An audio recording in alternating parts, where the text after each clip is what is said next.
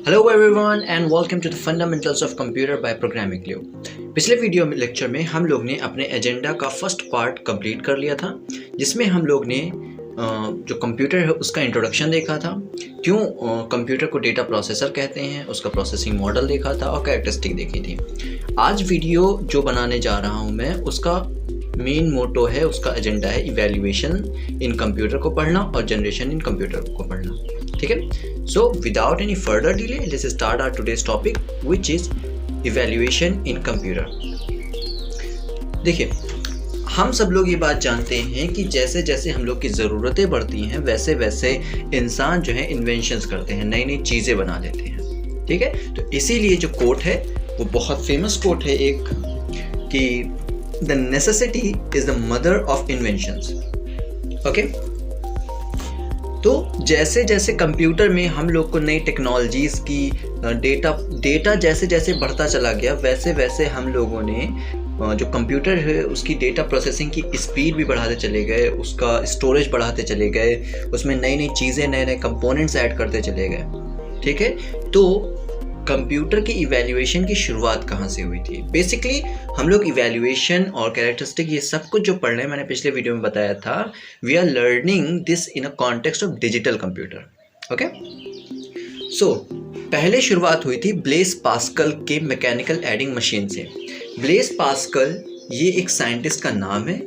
ये एक साइंटिस्ट थे जिन्होंने इन्वेंट करी थी मैकेनिकल एडिंग मशीन। मतलब ये कुछ लेवर्स पे, ये कुछ हार्डवेयर्स पे चलती थी, ये एक मशीन थी।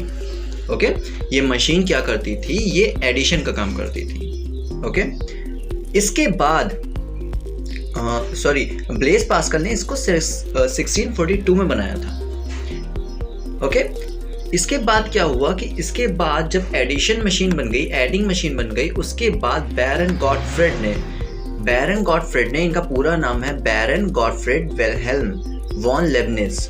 ठीक है, इन्होंने मल्टीप्लिकेशन के लिए एक कैलकुलेटर बना दिया। कब? 1671 में। तो ब्लेस पास्कल जो थे उन्होंने एडिंग मशीन बनाई थी 1642 में। ओके, उसके बाद बैरन गॉटफ्रेड ने एक मल्टीप्लिकेशन कैलकुलेटर बना दिया था 1671 में। ये दोनों चीज़ें मैकेनिकल कंप्यूटर थी, मतलब ये कुछ लेवर्स के ऊपर चलती थी, ये एक मशीन थी। ठीक है, ये डिजिटल मशीन नहीं थी, एक नॉर्मल जैसे लेवर्स काम करते हैं वैसे काम करती थी। उसके बाद बेबेज, जो चार्ल्स बेबेज हैं, उन्होंने डिफरेंस इंजन बनाया इन द ईयर ऑफ 1822। ओके, ये किसके काम आता था? डिफरेंस इंजन पॉलिनोमियल टेबल्स को कैलकुलेट करने के काम आता था। और इसमें पहली इसकी खासियत यही थी, सबसे बड़ी खासियत डिफरेंस इंजन की ये थी कि ये एरर फ्री कैलकुलेशन परफॉर्म करवाता था। ओके, इसको चार्ल्स बेबेज ने बनाया था इन द ईयर ऑफ 1822। ठीक है, उसके बाद चार्ल्स बेबेज ने एक नई मशीन बनाई जिसको कहा गया analytical engine in the year of 1842। Okay, ये एक कंप्लीट एडिंग मशीन थी, ये पूरी ऑटोमेटिक थी, ये प्रोग्रामेबल, पहली दुनिया की पहली प्रोग्रामेबल जो मशीन थी, प्रोग्रामेबल कंप्यूटर जो था वो यही था। इस एनालिटिकल इंजन को ही दुनिया का पहला प्रोग्रामेबल कंप्यूटर माना जाता था, जिसको हम लोग प्रोग्राम कर सकते थे। ठीक है, और इसकी जो एडिशन कैलकुलेशन स्ट्रेंथ थी, स्पीड थी, वो ये थी कि 60 एडिशंस इन 1 मिनट, मतलब 1 कैलकुलेशन पर 1 सेकेंड। ठीक है, मैंने आपको पिछले वीडियो में बताया था ये कि आज जो हम लोग के पास एक स्टैंडर्ड फ़ोन होता है, ओके, अगर मैं स्टैंडर्ड आईफोन की बात करूं तो आईफोन का जो प्रोसेसर है बायोनिक A15, वो 1 सेकेंड में 1 ट्रिलियन कैलकुलेशन परफॉर्म करता है। तो अब आप सोच सकते हैं कि उस टाइम ये टेक्नोलॉजी कहाँ थी और आज इसको इम्प्रूव करते करते इन्वेंटर्स हम लोग के हाथ में कितनी ज़्यादा पावरफुल चीज़ थमा गए हैं। ओके, तो बेबेज साहब का जो एनालिटिकल इंजन था वो 1842 में इन्होंने बनाया था। ये कम्प्लीटली ऑटोमेटिक और प्रोग्रामेबल था। ये 1 मिनट में 60 कैलकुलेशन परफॉर्म करवा सकता था। लेकिन एनालिटिकल इंजन से जुड़ा एक बहुत ही जो फैक्ट है, बहुत ही इंटरेस्टिंग फैक्ट जो है वो ये है कि ये एनालिटिकल इंजन कभी भी बन नहीं पाया। ये सिर्फ एक ट्रायल था, ये एक सिर्फ चार्ल्स बैबेज की एक सोच थी। उन्होंने बनाने की कोशिश करी, इसका मॉडल भी तैयार करा, लेकिन ये कभी बन नहीं पाया। Okay, this was never built. उसके बाद यूएस जो आर्मी है, यूएस की जो यूनाइटेड स्टेट्स हैं, उन्होंने एक इनपुट डिवाइस बनाया जिसको आज हम लोग कीबोर्ड के नाम से जानते हैं, और इसको बनाया गया 1880 में। ठीक है, फिर 1880 में जो प्रोसेसर होता है, प्रोसेसर को इनपुट देने के लिए एक साइंटिस्ट थे, हर्मन हेलोरेथ। ठीक है, हर्मन हेलोरेथ ने क्या किया, एक पंच कार्ड का जो एक कॉन्सेप्ट था वो बताया। कब? 1970s में। ओके, पंच कार्ड बेसिकली क्या करता है, ये इनपुट देने के काम आता है। देखिए, कीबोर्ड तो हम लोग आज भी यूज़ कर रहे हैं, लेकिन कीबोर्ड को हम लोग जानते भी हैं कि ये कैसे वर्क करता है। आपके हाथ में जो एक मोबाइल फ़ोन है या कंप्यूटर आपके पास है, उसमें भी कीबोर्ड है। मोबाइल में सॉफ्ट कीबोर्ड होता है और जो लैपटॉप होता है उसमें हार्ड कीबोर्ड होता है। ठीक है, तो फिर ये पंच कार्ड क्या है? पंच कार्ड फर्स्ट जनरेशन में सीपीयू को इनपुट देने के लिए, प्रोसेसर को इनपुट देने के लिए बनाया गया था। ये क्या होता है, इसको हम लोग फर्स्ट जनरेशन जब पढ़ेंगे उसमें समझेंगे कि ये क्या होता है पंच कार्ड और ये कैसे वर्क करता है। तो अभी तक हम लोग ने समझा, इसको मैं रिवाइज करवा देता हूँ। ब्लेस पास्कल ने मैकेनिकल एडिंग मशीन बनाई 1642 में। उसके बाद बैरन गॉटफ्रेड ने मल्टीप्लिकेशन एक कैलकुलेटर बनाया 1671 में। चार्ल्स बैबेज ने डिफरेंस इंजन बनाया ईयर 1822 में। ये कैलकुलेट करता था tables which error free. Okay, Charles Babbage ने इन्वेंट किया analytical engine in the year of 1842। ये पहला प्रोग्रामेबल कंप्यूटर था जिसकी स्पीड थी 16 एडिशन विच इज 60 कैलकुलेशन पर 1 मिनट। उसके बाद यूएस ने एक कीबोर्ड बनाया इन the year of 1880। Okay, analytical engine के बारे में मैंने आपको फैक्ट बनाया, ये कभी भी बन नहीं पाया। इसको सिर्फ प्रपोज किया गया, इसको प्रिपेयर किया गया, पर ये कभी चल नहीं पाया। उसके बाद हर्मन हेलोरेथ ने एक कॉन्सेप्ट दिया पंच कार्ड का सीपीयू में इनपुट देने के लिए इन द ईयर ऑफ 1970। उसके बाद बिजनेस मशीन, जो कैलकुलेशन करने के लिए कंप्यूटर बनना शुरू हुए, ठीक है, बेसिकली जो डिजिटल कंप्यूटर बनना शुरू हुए वो लेट 19s में बनना शुरू हुए, मतलब 1915s के बाद। ओके, जो डिजिटल कंप्यूटर ने अपना एक रूप लेना शुरू किया, अपना एक पिक्चर लेनी शुरू करी, वो 19s के बाद शुरू करी, मतलब एकदम लेट 19s में, लाइक 16, 17 और 18 में। चार्ल्स बैबेज की जो डिफरेंस इंजन था और जो एनालिटिकल इंजन का जो कॉन्सेप्ट था, उसकी वजह से ही चार्ल्स बैबेज को फादर ऑफ कंप्यूटर कहते हैं। बहुत सारी कंप्यूटर्स की बुक में ये फादर्स ऑफ कंप्यूटर लिखा होता है, पर इसको ऐसे बोलना गलत होगा, क्योंकि चार्ल्स बैबेज जो है वो father of digital programmable computer है। प्रोग्रामेबल कंप्यूटर क्यों? क्योंकि जो इन्होंने एनालिटिकल इंजन का जो कॉन्सेप्ट दिया था, ये दुनिया का पहला ऐसा कंप्यूटर था, एक ऐसी मशीन थी जिसको हम लोग प्रोग्राम कर सकते थे। ठीक है, पहले हम लोग प्रोग्राम नहीं कर सकते थे किसी भी मशीन को, ओके, अपने मन से, उनको हार्ड वायरिंग की ज़रूरत पड़ती थी। ठीक है, लेकिन ये जो एनालिटिकल इंजन था, इसको हम लोग प्रोग्राम कर सकते थे। इसी वजह से चार्ल्स बैबेज को कहा गया the father of digital programmable computer. Okay, क्योंकि अब तक जो कंप्यूटर आ रहे थे वो डिजिटल नहीं थे, वो मैंने आपसे कहा कि वो लेवर्स वो मशीन पे चल रहे थे। जो भी ब्लेस पास्कल या बैरन गॉटफ्रेड ने जो मशीन्स बनाई थी, इनफैक्ट जो एबेकस भी था, वो आप देखेंगे तो वो एक सिंपल एक मशीन होती है। ठीक है, एडिंग मशीन होती है, वो कुछ लेवर्स के ऊपर चलती है, कुछ उसमें हार्ड पार्ट्स होते हैं। ओके, तो क्या होता है कि चार्ल्स बैबेज ने जो डिजिटल कंप्यूटर का कॉन्सेप्ट लाया एनालिटिकल इंजन के थ्रू, इसी वजह से उनको father of digital programmable computer कहा गया। ये प्रोफेसर रह चुके थे कैम्ब्रिज यूनिवर्सिटी के 19th सेंचुरी में। ओके, उसके बाद देखिए जैसे जब चार्ल्स बेबेज एनालिटिकल इंजन लाए, ठीक है, तो क्या था कि उसको प्रोग्राम करने के लिए कुछ वायरिंग की ज़रूरत पड़ती थी, ठीक है, हार्ड वायरिंग की ज़रूरत पड़ती थी, कुछ तार लगते थे उसको प्रोग्राम करने के लिए। लेकिन 1940s में डॉक्टर वॉन न्यूमैन ने इंट्रोड्यूस किया एक कॉन्सेप्ट स्टोर्ड प्रोग्राम का। मतलब ये कि देखिए, आपको कुछ फंक्शनैलिटीज़ परफॉर्म करवानी थी, ठीक है, तो आपको कुछ तार ऐसे जोड़ने थे कि एडिशन परफॉर्म हो, फिर उन्हीं तार को, उन्हीं वायर्स को निकाल के आपको कुछ ऐसी वायरिंग करनी होती थी कि उससे एडिशन परफॉर्म हो, ओके। उसके बाद फिर अगर मल्टीप्लिकेशन परफॉर्म करवानी होती थी तो आप क्या करते थे, वायर्स को चेंज कर देते। तो इसमें ह्यूमन इंटरेक्शन, ह्यूमन इंटरवेंशन बहुत बढ़ जाता था। मतलब ये ह्यूमंस के लिए, उस वक्त के जो प्रोग्रामर्स थे उनके लिए बहुत ही मुश्किल होता था, एक हेडेक हो जाती थी कि बार बार वायरिंग को चेंज करना जब वो नई फंक्शनैलिटीज परफॉर्म करवाते थे। तो डॉक्टर जॉन वॉन न्यूमैन ने एक इंट्रोड्यूस किया कॉन्सेप्ट जिसको स्टोर्ड प्रोग्राम कहा गया।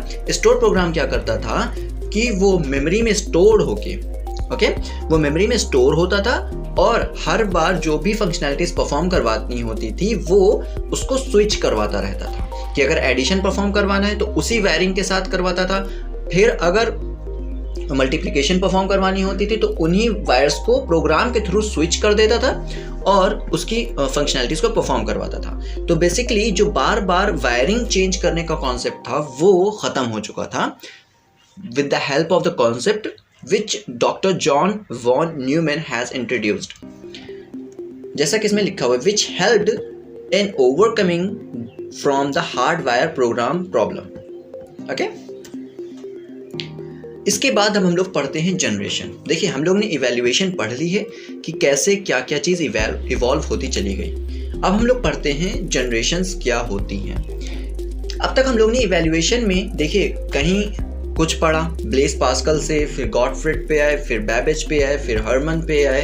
ये सारे साइंटिस्ट जो थे ये 1 by 1 करते हुए अपनी इन्वेंशंस चले गए, ठीक है। लेकिन इन इन्वेंशंस का कंप्यूटर पे क्या असर पड़ा, इनसे कंप्यूटर में क्या इवैल्यूएशन आया, बेसिकली उसको हम लोग कंप्यूटर की जनरेशंस जो होती हैं उसमें पढ़ेंगे, ओके। जनरेशंस क्या प्रोवाइड करवाती हैं, आपको एक फ्रेमवर्क प्रोवाइड करवाती हैं बताने के लिए क्या हम लोग की एक की टेक्नोलॉजीज जो थी उसमें चेंज आया, कंप्यूटर की जो की टेक्नोलॉजीज थी उनमें क्या चेंज आया। और कंप्यूटर में 2 चेंज है, अगर आप इसको एक वाइडर पिक्चर पे देखेंगे तो 2 चेंज है। हम लोग का हार्डवेयर भी इवॉल्व हुआ टाइम के साथ साथ और सॉफ्टवेयर भी इवॉल्व हुआ। देखिए, पहले हम लोग के पास इनपुट देने के लिए कोई भी चीज़ नहीं थी, कोई भी ऐसा कॉन्सेप्ट नहीं था जो एक्चुअली, अगर आप इसको सिंपल वे में मैं आपको समझाना चाहूँ तो देखिए, अभी तक सारी मशीन्स वर्क कर रही थी और ये मशीन हार्डवेयर से रिलेटेड थी, ठीक है। सॉफ्टवेयर जॉन वॉन न्यूमैन ने इंट्रोड्यूस किया एक तरीके से अगर कहा जाए, क्योंकि इन्होंने स्टोर्ड प्रोग्राम का कॉन्सेप्ट दिया। अब स्टोर्ड प्रोग्राम होगा तो मेमोरी में होगा, मेमोरी में होगा तो वो एक सॉफ्टवेयर होगा, ठीक है। और ये सॉफ्टवेयर का जब जनरेशन आई तो सॉफ्टवेयर देखिए जब आया तो फिर उसमें इवैल्यूएशन शुरू हुआ कि कैसे उसको और ज़्यादा पावरफुल बनाएं। तो कंप्यूटर जनरेशन में 2 चीज़ें इवैल्यूएशन के पॉइंट ऑफ व्यू से बहुत ज़रूरी हैं। फर्स्ट कि हार्डवेयर में क्या इवैल्यूएशन हुआ, क्या इन्हेंसमेंट हुआ, और सॉफ्टवेयर वाइज क्या इन्हेंसमेंट कंप्यूटर में होता चला गया। जनरेशन जो वर्ड है ये यूज होना शुरू हुआ आफ्टर द ईयर ऑफ 1964।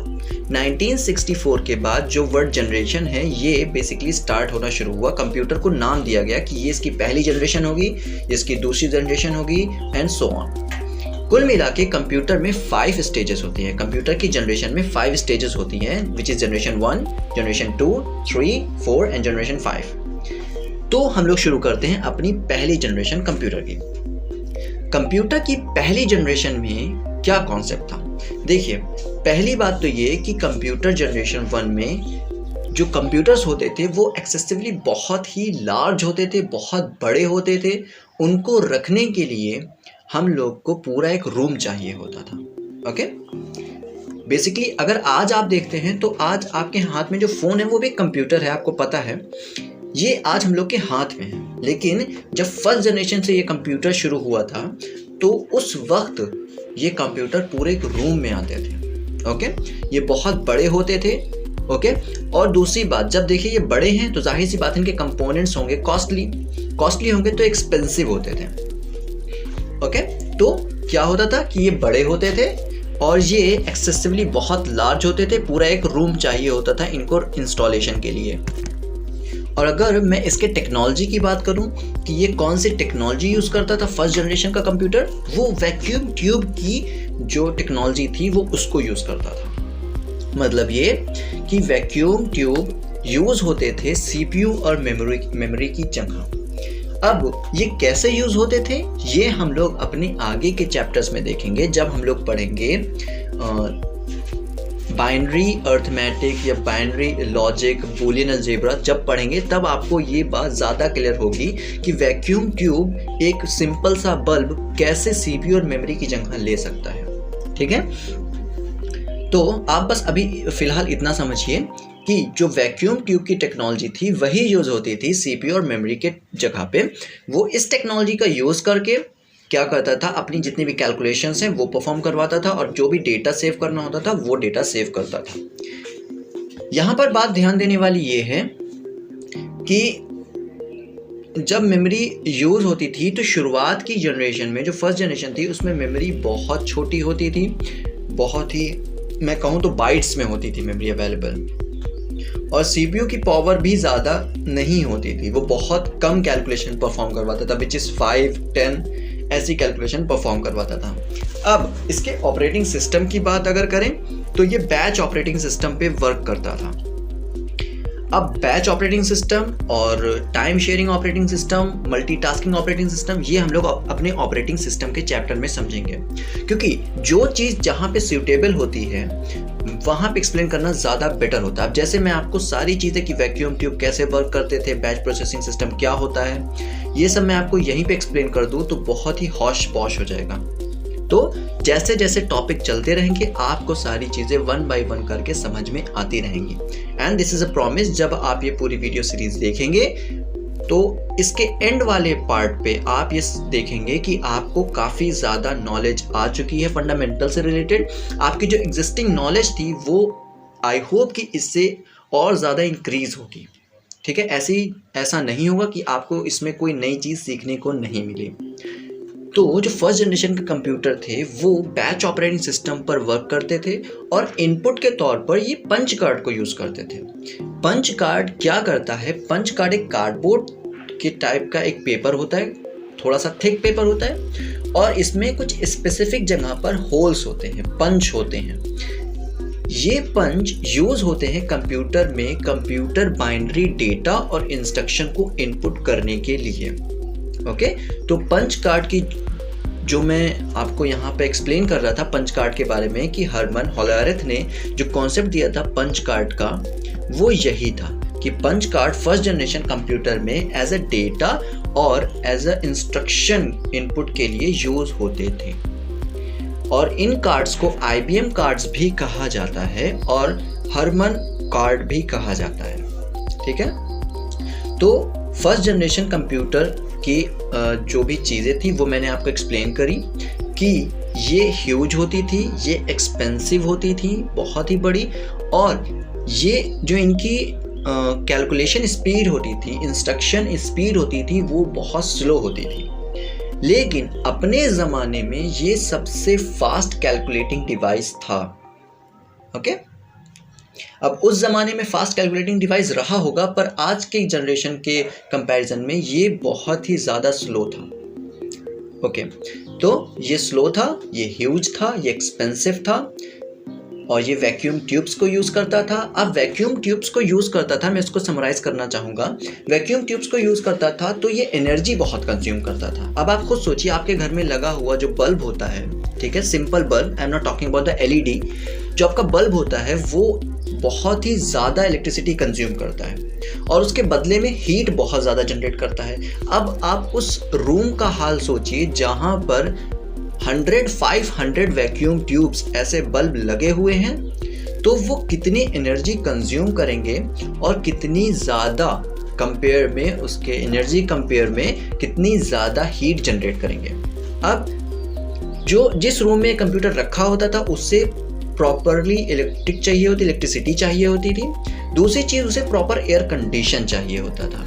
एक, उसे प्रॉपर स्पेस चाहिए होता था उसे रखने के लिए, और उसको मेंटेनेंस कॉस्ट भी बहुत ज़्यादा लगती थी। अच्छा, क्यों लगती थी? क्योंकि ये वैक्यूम ट्यूब्स हर बार मैल फंक्शनिंग कर जाते थे। जो इनका फिलामेंट होता था वो ज़्यादा रैलेबल नहीं होता था, वो हर बार मैल फंक्शनिंग कर जाता था, ख़राब हो जाता था।